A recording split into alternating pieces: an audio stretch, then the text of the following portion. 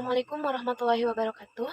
Baik, di sini saya akan menjelaskan atau memaparkan materi mengenai pemasaran syariah. Dan di sini saya sebagai pemateri pertama. Yang pertama saya akan membahas mengenai pemasaran. Pemasaran adalah kegiatan yang dilakukan perusahaan untuk mempromosikan produk atau jasa yang dimilikinya.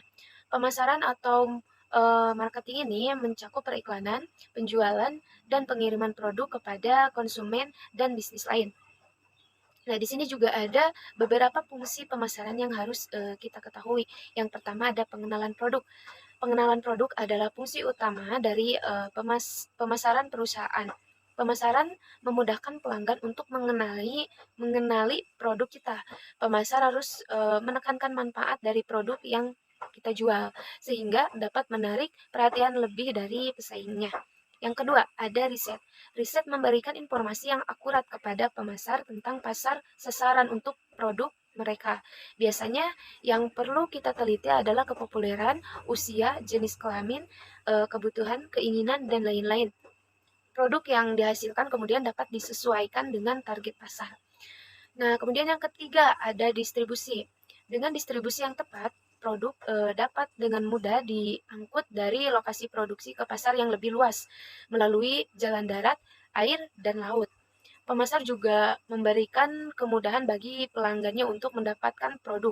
Sebagai seorang marketer, kita juga harus merencanakan segalanya seperti pembiayaan armada kendaraan dan proses penjualan. Nah, yang terakhir ada layanan purna jual. Dalam penjualan, layanan purna jual sangat diperlukan. Pemasar perlu mendukung pelanggan setelah mereka membeli produk. Misalnya, seperti halnya produk mekanis lainnya. Pelanggan mungkin menghadapi kesulitan jika ada masalah dengan mesin yang mereka beli. Nah, tugas pemasar adalah memastikan mesin bekerja dengan baik.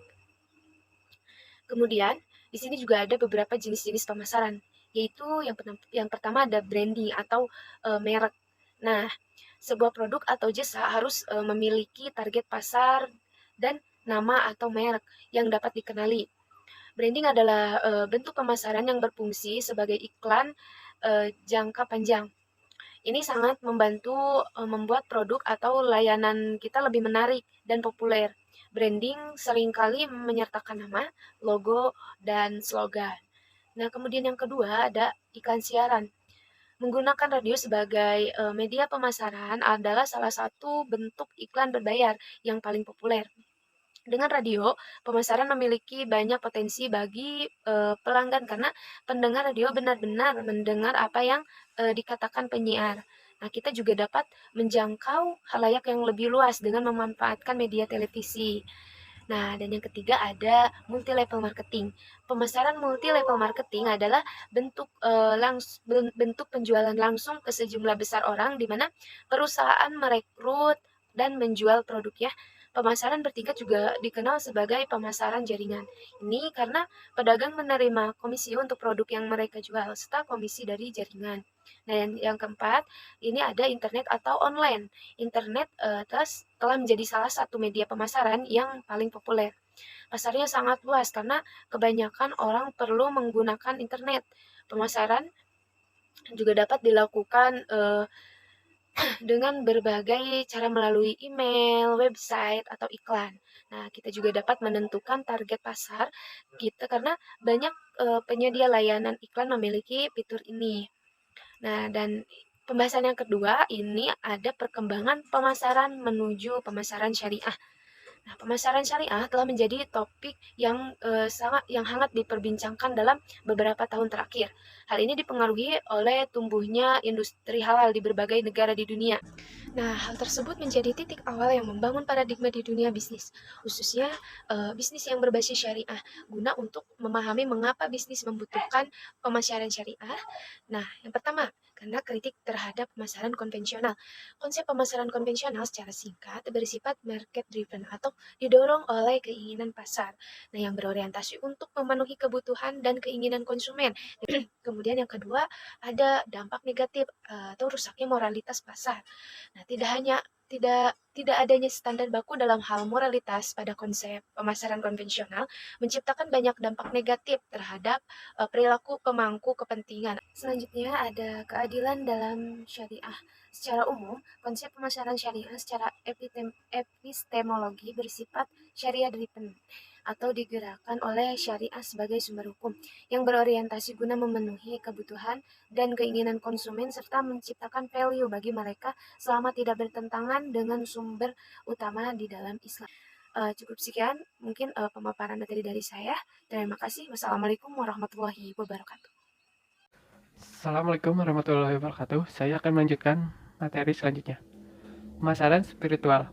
Strategi spiritual marketing merupakan strategi pemasaran yang memanfaatkan nilai-nilai spiritual yang lahir di masyarakat, yang mampu menjadikan hubungan antar produsen dan konsumen lebih kuat dengan brand yang digunakannya. Spiritual marketing adalah suatu kegiatan yang memberikan kebahagiaan kepada semua orang yang terlibat dalam bisnis. Kita harus memberikan kebahagiaan kepada pelanggan, distributor, pemilik modal, pemasok, dan tentunya juga diri sendiri.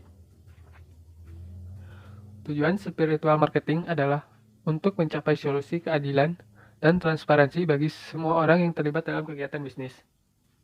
Materi selanjutnya yaitu strategi pemasaran. Pemasaran Islami ialah sebuah disiplin usaha strategis yang mengarahkan proses penciptaan serta perubahan value berasal dari suatu inisiator pada stakeholdernya, yang dalam keseluruhan prosesnya sinkron dengan akad serta prinsip muamalah Islam.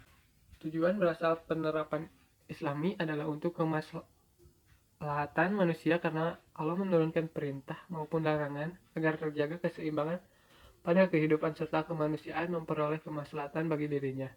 Ada beberapa etika yang wajib dimiliki oleh seorang tenaga pemasaran, yaitu yang pertama, mempunyai kepribadian spiritual, yang kedua, berkepribadian baik dan simpatik, yang ketiga, bersikap dan berperilaku adil, yang keempat, mampu melayani dengan rendah hati, yang kelima, selalu menepati janji, yang keenam, senantiasa jujur dan terpercaya, yang ketujuh, menjauhi berburuk sangka, yang kedelapan, tidak bersikap menjelek-jelekan, dan yang terakhir, tidak melaksanakan kegiatan syu'ab. Mungkin itu saja yang bisa saya sampaikan. Di sini saya akan menjelaskan mengenai tentang Muhammad sebagai suri tauladan dalam pemasaran syariah. Nabi Muhammad dikenal mahir berjualan. Sejak muda, Rasulullah telah belajar dari menjadi seorang pedagang ke berbagai kawasan Arabia. Karena akhlak dan perilaku beliau, Rasulullah selalu memberikan kontribusi yang baik dalam bisnis dagangnya. Maka ada beberapa pelajaran bisnis dari Nabi Muhammad SAW yang bisa kita pelajari dan dijadikan panutan. Yang pertama, Nabi Muhammad selalu jujur ketika berbisnis. Kemudian yang kedua yaitu selalu disiplin diri. Baik, yang ketiga yaitu dedikasi yang tinggi. Kemudian yang keempat yaitu pendekatan personal. Baik, yang kelima yaitu suri tauladan yang baik. Kemudian yang keenam yaitu beliau sederhana dan tidak terobsesi dengan hal-hal duniawi.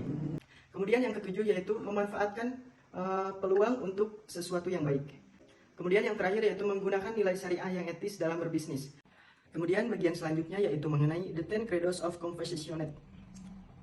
The 10 Credos of Compassionate marketing merupakan prinsip-prinsip yang bisa menjadikan kita untuk bersemangat dalam melakukan suatu usaha atau bisnis. Saat ini, memasuki era integration dengan melakukan 100% bisnis, 100% spiritual. Akar-akar marketing yang sebenarnya ada 10 hal yang tidak boleh dipertentangkan, bahkan tidak boleh diseimbangkan, tetapi harus diintegrasikan dengan nilai-nilai spiritual. Konsep The 10 Credos of Compassionate marketing tersebut sebagai berikut.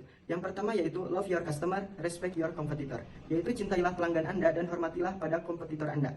Karena kompetitor akan memperbesar pasar. Sebab tanpa kompetitor perusahaan tidak akan berkembang. Selain itu, kompetitor perlu di benchmark mana yang bagus dan mana yang tidak bagus. Kemudian yang kedua yaitu be sensitive of change and be ready to transform. Yaitu peka terhadap perubahan dan siap berubah. Allah berfirman dalam surat Al-Ra'd ayat 11 yang artinya Allah tidak mengubah keadaan suatu kaum sehingga mereka akan mengubah keadaan yang ada pada mereka sendiri. Nah, yang ketiga yaitu guard your name, be clear of your area. Yaitu jaga nama Anda, bersihkan wilayah Anda. Dalam marketing, brand nama is everything. Seringkali orang membeli barang yang brand name-nya bagus walaupun secara kualitas barang tersebut sama dengan yang lain. Dicontohkan oleh Nabi Muhammad SAW mendapat julukan Al-Amin atau Mr. Clean, Mr. Trusty. Kemudian yang keempat yaitu customer are different, go first to whom really need you. Pelanggan itu berbeda-beda. Pergilah dulu kepada siapa yang benar-benar membutuhkan Anda. Nah, yang kelima yaitu always offer a good package at a fair price. Selalu tawarkan paket yang bagus dengan harga yang wajar. Nah, tidak dihalalkan bagi seorang muslim menjual barang yang cacat kecuali ia memberitahukannya. Hadis riwayat Ibnu Majah dan Ibnu Hambali. Yang keenam yaitu always make yourself available and spread the good news. Selalu sediakan diri Anda dan sebarkan kabar baik. Kemudian yang ketujuh yaitu get your customer, keep and grow them. Dapatkan pelanggan Anda, pertahankan dan kembangkan mereka. Peliharalah pelanggan yang baik dan pastikan mereka selalu puas sehingga mereka menjadi loyal. Sebagaimana hadis Rasulullah yang mengatakan barang siapa ingin dimudahkan rezekinya dan dipanjangkan umurnya, maka hendaknya bersilaturahmi. Kemudian yang kedelapan yaitu whatever your business, it is service business. Apapun bisnis Anda, itu adalah bisnis Anda sendiri. Kemudian yang kesembilan yaitu always refine your business process in terms of quality, cost, and delivery. Selalu sempurnakan proses bisnis Anda dalam hal kualitas, biaya, dan pengiriman. Nah, dalam Al-Quran surat Al-Isra ayat 34 Allah berfirman yang artinya, dan penuhilah janji karena janji itu pasti diminta pertanggungjawabannya. Kemudian yang terakhir yang ke-10 yaitu gather relevant information but use wisdom in final decision. Kumpulkan informasi yang relevan tetapi gunakan kebijaksanaan dalam keputusan akhir. Dunia terus berubah sehingga diperlukan belajar dan terus belajar. Dalam Al-Quran surat Al-Mujadalah ayat 11 yang artinya Allah akan meninggikan orang-orang yang beriman di antaramu dan orang-orang yang diberi ilmu pengetahuan beberapa derajat. Nah, terima kasih, itu merupakan the 10 Pillars of Compassionate. Assalamualaikum warahmatullahi wabarakatuh.